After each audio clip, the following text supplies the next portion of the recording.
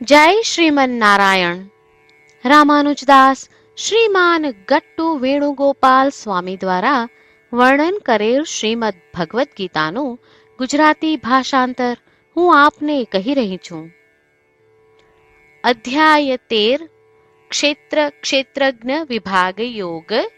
શ્લોક 22. ઉપદ્રષ્ટા હનુમંતા ચ ભર્તા ભોક્તા મહેશ્વરઃ પરમાત્મેતિ ચ અપ્યુક્તો દેહેસ્મિન પુરુષઃ પરઃ. ઓમ. ગીતાચાર્ય શ્રી કૃષ્ણ પરમાત્મા અર્જુન સાથે આપણને બધાને ક્ષેત્ર ક્ષેત્રજ્ઞ વિભાગ યોગ શીખવી રહ્યા છે. પરમાત્મા કહે છે, અર્જુન, સ્વાભાવિક રૂપે શાશ્વત સુખની અવસ્થામાં રહેલ આત્મા જ્યારે કર્મને આધારે પ્રાપ્ત થયેલ આ શરીરમાં હોય છે ત્યારે તેને અમુક નામોથી સંબોધવામાં આવે છે. તે છે ઉપદ્રષ્ટા, અર્થાત શરીરમાં હોવાથી અને શરીરને તેના માટે કાર્ય કરવું પડતું હોવાને કારણે આત્માને ઉપદ્રષ્ટા કહેવામાં આવે છે. હનુમંતા, જ્યારે આત્મા શરીરમાં હોય અને શરીરની ઇન્દ્રિયો અને અવયવો કામ કરવાનું આરંભ કરે ત્યારે તે ઉચિત છે કર એમ કહીને આત્મા સંમતિ આપે છે. આ પ્રમાણે શરીરમાં સ્થિત આત્માને હનુમંતા રૂપે પણ ઓળખવામાં આવે છે. ભર્તા, અર્થાત આત્મા શરીરના સર્વે ભાર અને ઇન્દ્રિયોના ભારનું વહન કરે છે, તેથી આત્માને ભર્તા કહેવામાં આવે છે. ભોગતા, અર્થાત આત્માને ભોગતા પણ કહે છે, કારણ કે તે કરેલા કર્મો અનુસાર સુખ દુઃખનો અનુભવ કરે છે. મહેશ્વર, ઈશ એટલે સામ્રાજ્ય કરવું.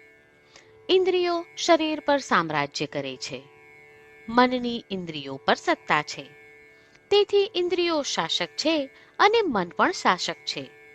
આત્માને મહેશ્વર રૂપે ઓળખવામાં આવે છે, કારણ કે તે સર્વે શાસકોમાં સૌથી શ્રેષ્ઠ છે. તે સર્વે રાજાઓનો રાજા છે. પરમાત્મા, અર્થાત આત્મા એટલે વ્યાપક, પરમાત્મા એટલે સર્વવ્યાપી. જ્યારે આત્મા શરીરમાં ઉપસ્થિત હોય છે ત્યારે તે ઇન્દ્રિયો કરતાં અધિક અને મન કરતાં પણ અધિક સંપૂર્ણ શરીરમાં વ્યાપી જાય છે. તેથી આત્માને શરીરના સંદર્ભમાં પરમાત્મા કહી શકાય. આ પ્રમાણે આત્મા શરીરમાં હોય ત્યારે તેને અનેક વિવિધ નામોથી સંબોધવામાં આવે છે. શ્રેષ્ઠ જ્ઞાનથી સંપન્ન હોવા છતાં આત્મા શરીર પૂરતો જ સીમિત છે. આ પ્રમાણે શ્રી કૃષ્ણ પરમાત્મા આત્માના સ્વભાવ, લક્ષણો અને મહિમાને વ્યક્ત કરી રહ્યા છે. શ્રી કૃષ્ણ પરમાત્મા આપણને વારંવાર સ્મરણ કરાવે છે કે આપણે આ શરીરમાં રહેતા કેવી રીતે શરીર સાથે બંધાયેલા છીએ. તેઓ આપણને શારીરિક આસક્તિ અને જન્મ મૃત્યુના ચક્રમાંથી મુક્ત થવાનું સાધન પ્રદાન કરીને મુક્તિનું માર્ગદર્શન આપી રહ્યા છે. શ્રી કૃષ્ણ પરમાત્માએ શ્લોક 7 થી 12 જણાવેલ ગુણોને વિકસિત કરવાનો પ્રયત્ન કરીએ જે જન્મ મૃત્યુના ચક્રમાંથી મુક્તિનું સાધન છે. શ્રી કૃષ્ણ પરમાત્માનું શરણ લઈ આપણા જીવનને અર્થપૂર્ણ બનાવવાનો પ્રયાસ કરતા ચાલો આપણે બધા શ્રી કૃષ્ણ પરમાત્માના શબ્દોનું આ શ્લોક સ્વરૂપે પુનરાવર્તન કરીએ. ઉપદ્રષ્ટાનુમંતા ચ ભર્તા ભોક્તા મહેશ્વરઃ પરમાત્મેતિ ચાપ્યુક્તો દેહેસ્મિન પુરુષઃ પરઃ. શ્રી કૃષ્ણ પરમાત્માએ આખી ભગવદ્ ગીતાનો સાર અધ્યાય 18ના શ્લોક 65 થી 70માં 8 ઉપદેશ દ્વારા કહ્યો છે. શ્રી કૃષ્ણ કહે છે જે મારા આ 8 ઉપદેશ અનુસરે છે તે મને પ્રિય છે. એ સર્વે ભક્તોનું હું બધી જ રીતે રક્ષણ કરીશ. શ્રી કૃષ્ણ પરમાત્મા પાસેથી આખી ભગવદ્ ગીતા સાંભળ્યા પછી અર્જુન કહે છે, કરીશ્યે વચનમ તવ. એટલે કૃષ્ણ, હું તમારી આજ્ઞાનું પાલન કરીશ, તમે કહો છો એમ કરીશ. અને આથી જ શ્રી કૃષ્ણએ દરેક પ્રકારના યશ અને વિજય અર્જુનને આપ્યા છે. તો ચાલો આપણે પણ પરમાત્માને 8 વાતો પાળવાનું વચન આપીએ. પરમાત્માને આપેલા વચનથી મોટી કોઈ પૂજા, તપ કે યજ્ઞ નથી. 8 પ્રતિજ્ઞાઓ જે આપણે લેવી જોઈએ તે હું હવે કહું છું. આપ સૌ પણ એનો મન અને હૃદયથી વિચાર કરો. આ રીતે શ્રી કૃષ્ણને વચન આપતી વખતે આપણે સૌ શ્રી કૃષ્ણની હસતી મુખમુદ્રાનો મનમાં વિચાર કરીએ અને પરમ આનંદનો અનુભવ કરીએ. જય શ્રીમન્નારાયણ. આપણા 8 વચનો આ પ્રમાણે છે.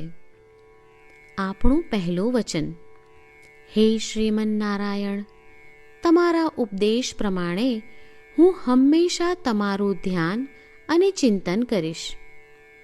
આપણું બીજું વચન: હે શ્રીમન્નારાયણ, તમે કહ્યું છે તેમ હું સદાય તમારી ભક્ત રહીશ. આપણું ત્રીજું વચન: હે શ્રીમન્નારાયણ, હું મારા કર્મો તમને સંતોષ થાય તેમ અને તમારી સેવા માટે કરીશ. આપણું ચોથું વચન: હે શ્રીમન્નારાયણ, તમે અનુસરવા કહ્યું છે તેમ મને પૂર્ણ શ્રદ્ધા છે કે હું તમારી છું. હું સદાય મારા હાથ જોડી તમને નમસ્કાર કરીશ, તમારી ભક્તિ કરીશ.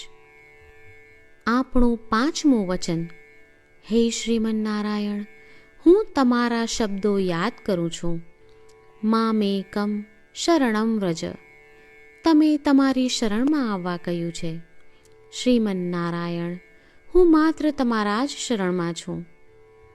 આપણું છઠ્ઠું વચન: હે શ્રીમન્નારાયણ, આપે કહ્યું છે મા શુચ. તમે અમને આશ્વાસન આપી શોક ન કરવા માટે કહ્યું છે, તો હું દુઃખી નહીં થાઉં, શોક નહીં કરું. આપણું સાતમું વચન: હે શ્રીમન્નારાયણ, અમારા કલ્યાણ અર્થે આપે શ્રીમદ્ ભગવદ્ ગીતા રૂપી આશીર્વાદ આપી અમારા સૌ પર કૃપા કરી છે, તો હું દરરોજ ઓછામાં ઓછો 1 શ્લોક વાંચીશ અથવા સાંભળીશ એવો સંકલ્પ લઉં છું. આપણું આઠમું વચન: હે શ્રીમન્નારાયણ, હું ગીતાના દૈવી શબ્દો એ ભક્તો સુધી પહોંચાડવાનો પ્રયત્ન કરીશ જેઓ ગીતાથી અજાણ છે. હે શ્રીમન્નારાયણ, તમે કહ્યું છે તેમ કરીશ, તમે કહ્યું છે એમ વર્તીશ અને તમારા માટે જ કર્મ કરીશ. શ્રીમન્નારાયણને આપેલું વચન કે દરરોજ તમે કહ્યું છે એમ કરીશું, એ જ એક મહાન પૂજા છે. તો ચાલો આપણે સૌ દ્રઢ શ્રદ્ધા સાથે પ્રભુ પાસે એક સંકલ્પ લઈએ. શ્રીમન્નારાયણ, કરીશ્યે વચનમ તવ. શ્રીમન્નારાયણ, હું તમારી આજ્ઞાનું પાલન કરીશ. સર્વમ શ્રી કૃષ્ણાર્પણમસ્તુ. જય શ્રીમન્નારાયણ. ઉપદ્રષ્ટા હનુમંતા ચ ભર્તા ભોક્તા મહેશ્વરઃ પરમાત્મેતિ ચ અપ્યુક્તો દેહેસ્મિન પુરુષઃ પરઃ. ઓમ. ઉપદ્રષ્ટાનુમંતા ચ ભર્તા ભોક્તા મહેશ્વરઃ પરમાત્મેતિ ચાપ્યુક્તો દેહેસ્મિન પુરુષઃ પરઃ